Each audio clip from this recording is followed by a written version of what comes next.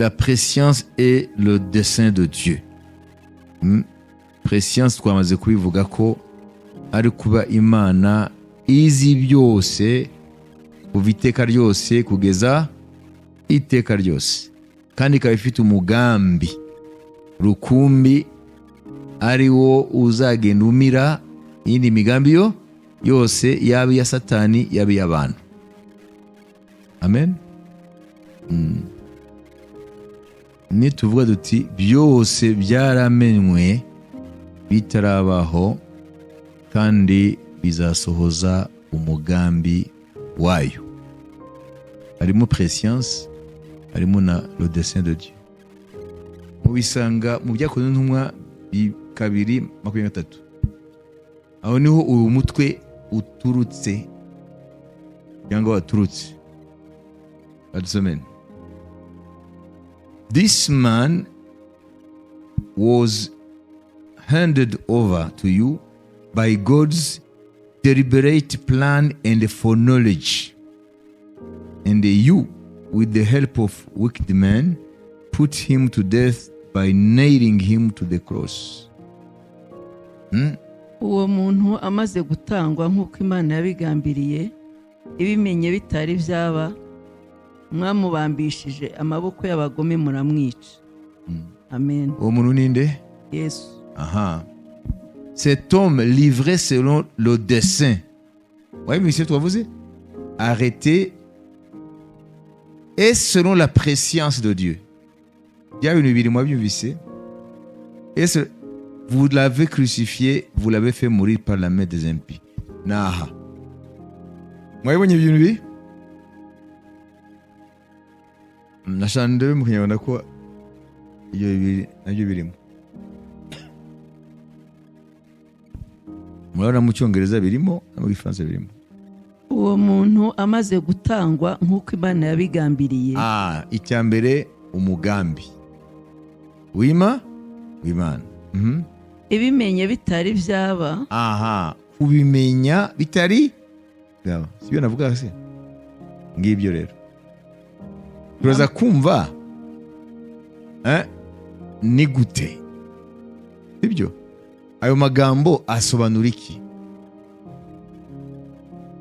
Nayo magambo abiri nyamukuru turi busengere uyu munsi. Numva se ko tuyafite mu magambo mu ndimi zose. Amen. Mu Gifaransa ni préscience na dessein cyangwa plan. Mu Cyongereza ni iki? Foreknowledge na purpose cyangwa plan. Mu Kinyarwanda umugambi no kumenya ibintu no kumenya ibintu bitaraba. Manish. Haleluya. Mu maso y'abisi iyo bumvise inkuru zo kubambwa kwa Yesu, ni ukuvuga ngo ni ibintu bibabaje. C'est un événement malheureux, birababaje. Ariko mu maso y'Imana wari umugambi, wari uhari kuva ibihe uhereye imbere y'ibihe bidashira. Imana yari ifite uwo mugambi. Nicyo bivuga. Kuba Yesu ari ku musaraba ntabwo ari uko bamuboneye. Reka da. Umuntu witwa Nick Cruz yari mu bantu b'abagome muri Amerika, ariko bita gangs. The gangs z'abantu bafite imbunda bagakora amarorerwa. Babita the gangs. Mvuga ngo hari udutsiko tw'abantu duforoma groupe dufite imbunda. Muri Amerika bemeye kugura imbunda bakazitunga, no bakagenda bakarasa bakasahura. Hari n'igihe none izo gangi zirwana ubwazo. Mwabyumvise? Nick Cruz rero nawe yari afite gangi ye. Hanyuma uwitwa David Wilkerson, umugabo utumwa, aragenda kuko yumvise afite umutwaro w'abo basore bihaye kuba inkozi z'ibibi. Nta muntu wagera na polisi iratinya izo gangi, bararasana ku manywa y'ihangu, polisi igagusa n'amahelikopteri. Wabizi wagira ngo ni igihugu cyatewe n'ikindi. Uvuga ngo hari gangi zihari mu migi itandukanye, zifite n'amazina yazo, na polisi ntabwo ipfa kugenda muri quartier yabo. Iyo zakoze amarorerwa akomeye bagatabaza, polisi irahagurukana na biriya bya kizimyamoto, igahagurukana n'amahelikopteri, igahagurukana n'ingabo zo ku butaka, wagira ngo ni igihugu kiriho kirarwana n'ikindi, kubera gusa abaturage bigize za gangi. Ndakoreka Nicky Cruz rero nawe yari afite gangi ye, ari cyane ubwabo. Hanyuma David Wilkerson, umukozi w'Imana, agira umutwaro wo kujya kubwiriza abo bagangi.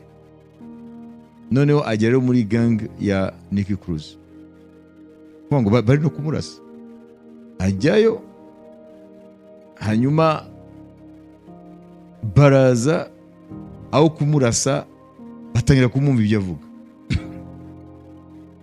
Ageze rero ku rupfu rwa Yesu Kristo, ukuntu bamufashe, baratega amatwi, n'imbunda zabo zose bazishize hasi aho. Ageze rero ukuntu bamufashe, ukuntu bamukubise, yabanje kubabwira inkuru za Yesu Kristo, ukuntu yavutse, ubuzima bwe, ko yagiye agira neza, arabwira. Hanyuma babona nyine noneho ageze ko bamufashe rero bakamumanika ku giti. Bageze aho ko bamumanitse ku giti, Nicky Cruz rero ahita abwira abantu be, avuga ati twamuhorera gute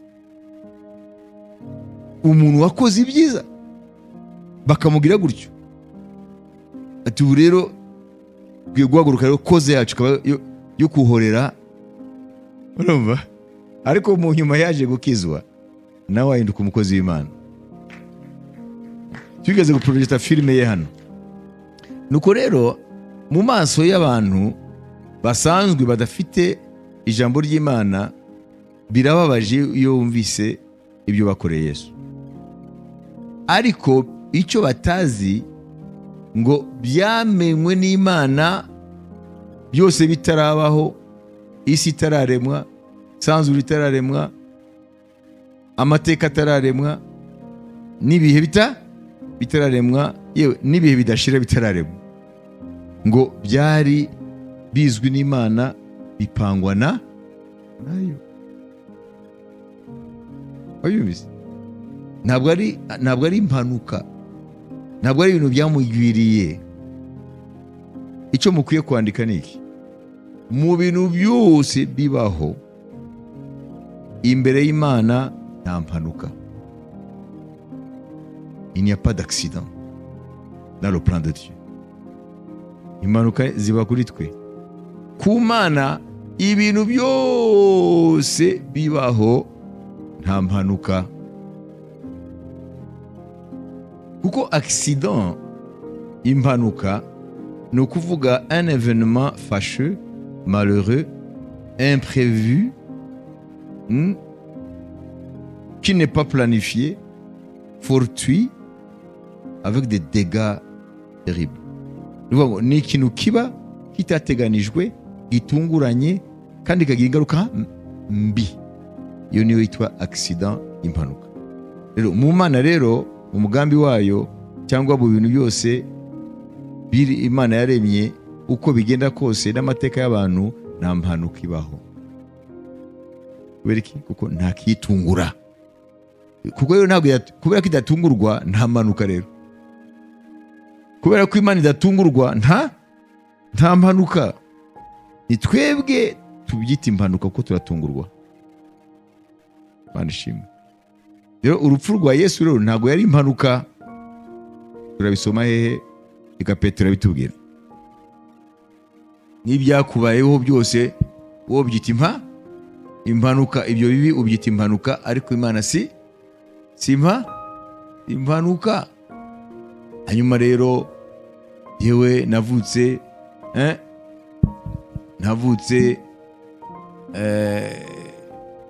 ntazi papa, navutse mama yakoraga uburaya, mvuka gutyo, nta papa nzi. Hanyuma ugahita uvuga ati yewe impanuka yangwiriye, ko tuvuga. Ariko imbere Imana nta mpanuka ibaho. Uko byagenze niko byagenze nyine. Ahubwo ntibiguherane, ahubwo umenye impamvu Imana yemeye ko uza muri iyi si. Imana yabwa icyubahiro. Haleluya. Nibyo dusoma muri Petero wa mbere, amen, igice cya mbere ku murongo wa 18 tugeze ku murongo wa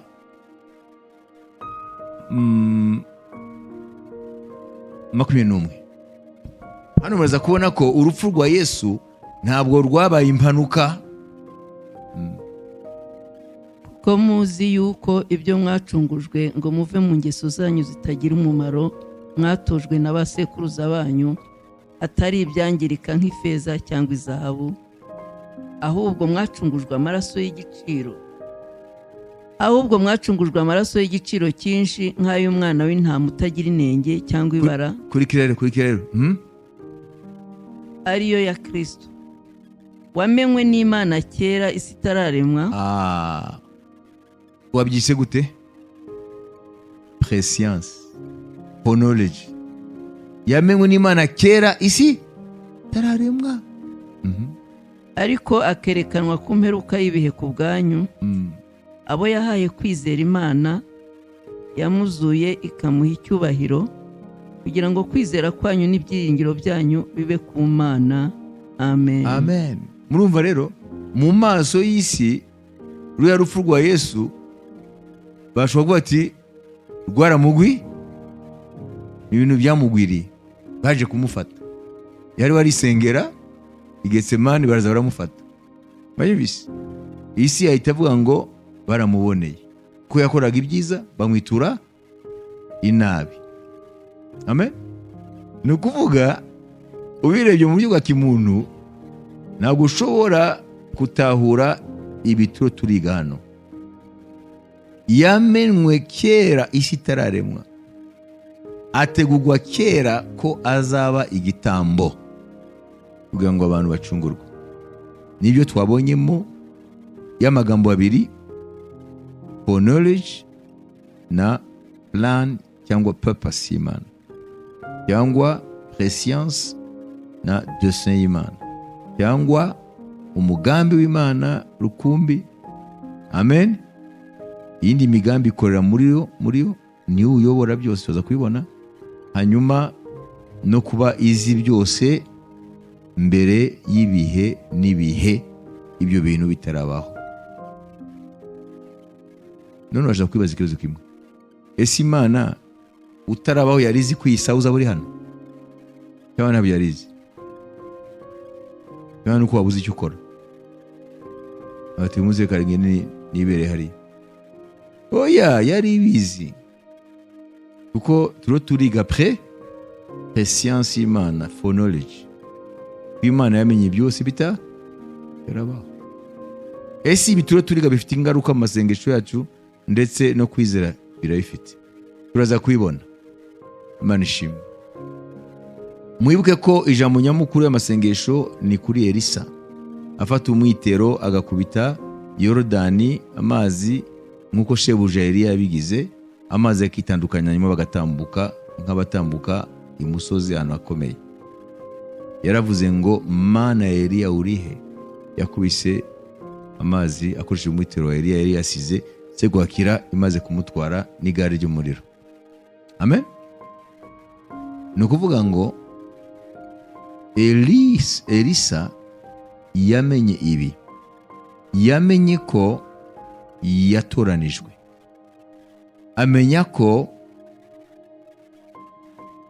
yamenye ko yamenywe kera, aratoranywa.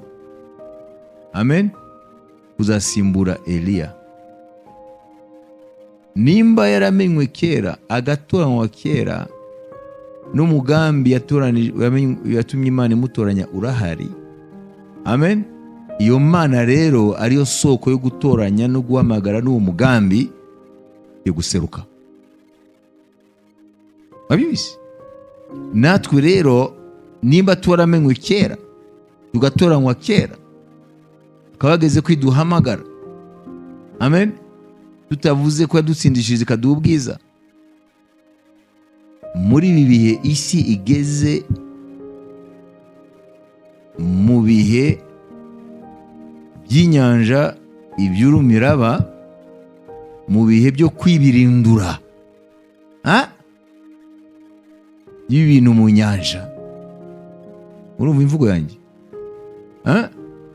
Harageze yuko iyatumenye kera, iyo bivuze kera urumva nawe mu gihe cyo Bugeri n'amanyenyeri atarabaho, iyo yatumenye kera ikadutoranya kera, ageze kwiseruka. Niyo ntego y'amasengesho, na niyo mpamvu turiho turiga ibi byose. Haleluya, amen. Kuko uraza gutahura yuko n'ibiro biraba uyu mwaka mu rwego rw'isi byamenywe kera, ipangirwa kera. Imana ihabwa icyubahiro, Imana ikaba yemera ko biseruka ubu. Niyo mpamvu turiho turiga ibi. Ntabwo ari ibintu bibe biragenda gusa biza gutyo gusa, bifite aho bishamikiye n'igitekerezo nyamukuru cy'aya masengesho. Mwabyumvise? Amen. Muri Yesaya 46:10, mpera mu itangiriro nkavuga iherezo, mpera no mu bihe bya kera nkavuga ibitarakorwa, nkavuga nti imigambi yanjye izakomera kandi ibyo nzashaka byose nzabikora. Amen. Iyi ni Imana ivuga. Hano muri aya magambo hagarutse yaya magambo nyine.